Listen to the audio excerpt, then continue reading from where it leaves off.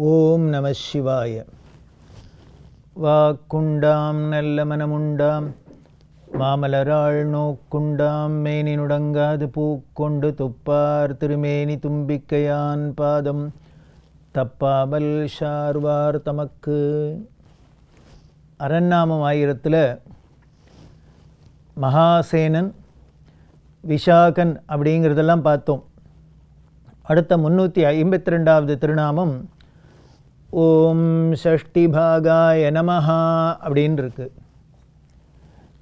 இதோட பொருள் என்ன அப்படின்னா 60 பிரிவுகளை உடையவர் அப்படின்னு அர்த்தம். ஐநா 60 பிரிவு அப்படின்னா இந்த 60 பிரிவு அப்படிங்கிறது யாருக்கு அப்படின்னு மனிதர்களான நமக்கு. இப்போ நமக்கு இந்த உடம்பு இருக்குது, இந்த உடம்பில் நமக்கு புலன்கள்லாம் இருக்குது, உறுப்பெல்லாம் இருக்குது, அதெல்லாம் வேலை செய்கிறது. ஒவ்வொரு உறுப்பு மூலிமா ஒவ்வொன்று நாம் வேலை செய்கிறோம்.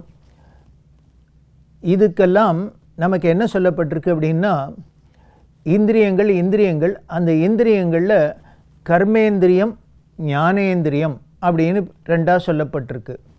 அது என்ன அப்படின்னா இப்போ வெளி உலகத்தில் எத்தனையோ பொருள்கள்லாம் இருக்குது இல்லையா, அதெல்லாம் பார்த்தோன்னே அதுலேருந்து நமக்கு ஒரு அறிவுகள் நமக்கு வருது. அப்படி அறியறதுக்கு சில உறுப்புகள்லாம் நமக்கு இருக்குது. அது எத்தனை? அதைத்தான் ஞானேந்திரியம். அறிவுனாலே ஞானம் தானே, புத்தி தானே. ஸோ அதனால் அது ஞானேந்திரியம் அப்படின்னு சொல்லப்படுறது. அது என்ன, எத்தனை? 5. இப்போ அந்த 60ன்னு சொல்லியிருக்கு இல்லையா, 60 பாகமாக இருக்கிறவர் அப்படின்னு. அந்த 60 பாகத்துக்கு என்னன்னு இப்போ கணக்கு சொல்ல போகிறது. கடைசியில் பார்த்தா அது எங்கே இருக்குங்கிறதும் நமக்கு தெரிய போகிறது. அப்போ அந்த ஞானேந்திரியங்கிறது 5 என்னென்ன நமக்கு தெரிஞ்சது தான். கண், காது, மூக்கு, நாக்கு, தோல் இப்படிங்கிறது நம்மள்கிட்ட இருக்கா. இது எதுக்காக ஞானேந்திரியம் அப்படின்னா இப்போ உலகத்தில் என்னெல்லாமோ சாமான்லாம் இருக்குது. இப்போ கண் பார்த்தோன்னே என்ன சொல்கிறது? ஓ, இது பழம், இது பூ, இது இலை, இது விலங்கு, இது மனிதன் தெரியறதா? நமக்கு வித்தியாசப்படுத்தி தெரியறது. எப்படி தெரியறது? இந்த கண்ணால் பார்த்தோன்னே நமக்கு ஏதோ இதை உள்ளுக்குள்ளே ஒரு அறிவை கொடுக்கறது, உணர்த்துறது. அது என்ன அப்படின்னு, இது வெறும் இந்த கண்ணுங்கிறது வெளியில் இருக்கிற உறுப்பு தான். இது உள்ளுக்குள்ளே அந்த பார்க்கறதுங்கிற ஒரு சக்தி, அந்த பார்க்கறதுங்கிற சக்தியினால் இதை பாகுபடுத்தி இது என்னென்ன அப்படின்னு நமக்கு ஒரு அறிவை கொடுக்கறது. அதனாலேயே நம்ம என்ன பண்ணுறோம், பூன்னா என்ன பண்ணணும், பழம்னா என்ன பண்ணணும் அப்படின்னு அதை எப்படி உபயோகப்படுத்தணுங்கிறது நமக்கு ஒரு தெளிவு ஏற்பட்டுறது, அறிவு தெரியறது. அதனால் இது ஞானேந்திரியம். அப்போ கண்ணு பார்க்கறது இல்லையா, அந்த கண்ணுங்கிற பார்க்குற உறுப்பு வெளியில் இருக்கிறது, அதுக்கு உள்ளுக்குள்ளே பார்க்குற தன்மை சக்தி அப்படின்னு சொல்கிறோம் இல்லையா, அதுதான் அந்த கண்ணோட சக்தி. அதை தன்மாத்திரை அது மாதிரி சொல்லுவா. அதுக்குன்னு உள்ளுக்குள்ளே ஒரு சக்தி இருக்குது. அது என்ன, இப்போ கண்ணு தெரியாதவருக்கு அப்படின்னா அந்த பார்க்குற சக்தி அதுக்கு இல்லை, அவ்வளவுதான். அதே மாதிரி காதால் என்ன கேட்குறோம், ஒலியெல்லாம் கேட்குறோம். இந்த கேட்குறதையே நமக்கு ஒரு அறிவு ஏற்படுறது. இப்போ சத்தம் வந்தது அப்படின்னா, ஒரு சத்தம், ஏதோ ஒரு சத்தம் வருது அப்படின்னா இது உடனே நம்ம என்ன, வீணை சத்தமா, மிருதங்க சத்தமா, இல்லை யாரானும் சண்டை போடுற சத்தமா, சிரிக்கிறதா, அழறதா அப்படின்னு நமக்கு ஒரு தெளிவை கொடுத்துடுறது, அறிவை கொடுத்துடுறது. அதனால் காது அது ஒரு ஞானேந்திரியம். அந்த காதுக்குள்ளே கேட்கறதுங்கிற ஒரு சக்தி இருக்குது. அது இருந்தால் தான் கேட்கும் இல்லையா. வெறுங்காது இருந்ததுன்னா அந்த கேட்குற சக்தி தன்மை அதுக்கு இல்லை அப்படின்னா அவ்வளோதான். அதே மாதிரி மூக்கால் என்ன பண்ணுறோம், மனம் முகர்ந்து பார்க்குறோம். இதுலேருந்தே தெரியறது நமக்கு மல்லிகைப்பூன்னா என்ன வாசனை இருக்கும், ரோஜா பூனா எப்படி வாசனை இருக்கும், ஒரு துர்கந்தம் அப்படின்னா அது எப்படி நாரும், இப்படிங்கிறதெல்லாம் நமக்கு தெரியறது. ஸோ அப்போ மூக்குங்கிறது ஒரு ஞானேந்திரியம். அதுக்குள்ளே முகர்வது அப்படிங்கிற அந்த தன்மை இருக்கே அது. நாக்கால் சுவைக்கிறோம். அறுசுவை என்ன, எது திதிப்பு, எது புளிப்பு, எது நன்னா இருக்குது நன்னா இல்லை அப்படிங்கிறதெல்லாம் நமக்கு நாக்குனால் அந்த அறிவை அடையிறோம். அந்த சுவைக்கிற தன்மை அதுக்கு ருச்சிக்கிறது. அதே மாதிரி தோல்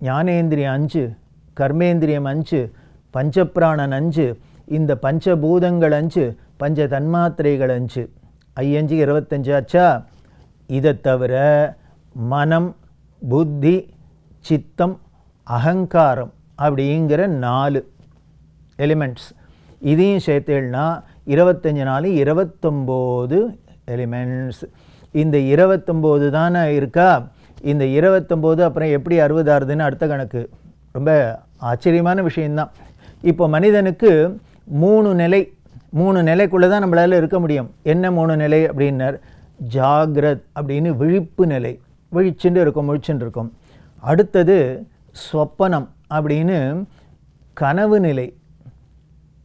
3வது சுஷுப்தி அப்படின்னு ஆழ்ந்த உறக்க நிலை. இந்த 3 ஸ்டேஜில் நாம் இருக்கோமா. இந்த 3 ஸ்டேஜில் இருக்கிறதே, அந்த விழிப்பு நிலையில் இருக்கிறதே முதல்ல சொன்னேனே இந்த 29 கரணங்கள், இது இத்தனையும் நமக்கு வேலை செய்கிறது. அதே மாதிரி கனவு நிலையிலையும் இதே 29 நிலைகளும் என்ன கரணங்களும் எல்லாம் வேலை செய்கிறது. அதில் வேடிக்கை என்னென்னா, முழிச்சுட்டு இருக்கிறதே ஸ்தூலமாக பண்ணுறது, கனவில் இருக்கிறதே சூக்ஷ்மமாக பண்ணுறது. நான் இப்போ கனவில் நான் இருக்கிறதே ஒன்று எடுத்து சாப்பிட்டேன், மாம்பழத்தை சாப்பிட்டேன் அப்படின்னா, கனவில் நான் மாம்பழம் சாப்பிட்டாப்பில் கனவு கண்டாலும் அங்கேயும் சாப்பிட்டது தான். அப்போ அதுக்கும் ஒரு கை வேண்டிருக்கு, அதுக்கும் ஒரு மாம்பழம் வேண்டிருக்கு, அது இனிமேல் டேஸ்ட்டாக இருக்குதுன்னு சொல்கிறதுக்கு ஒரு ருச்சி வேண்டிருக்கு, இத்தனையும் நடக்கிறதா. அப்போ கனவு நிலையிலையும் இந்த 29 வேலை செய்கிறது, நினைவு நிலையிலையும் 29 வேலை செய்கிறது. எவ்வளோ ஆச்சு? 29 58. அந்த உறக்க நிலை சுஷுப்தி அப்படிமே டீப் ஸ்லீப்பு, அங்கே மட்டும் என்னென்ன இந்த 29க்கும் வேலையே கிடையாது. அப்போ என்ன பண்ணோம் அப்படின்னா, அங்கே 2 தான் இருக்குது. என்னென்ன?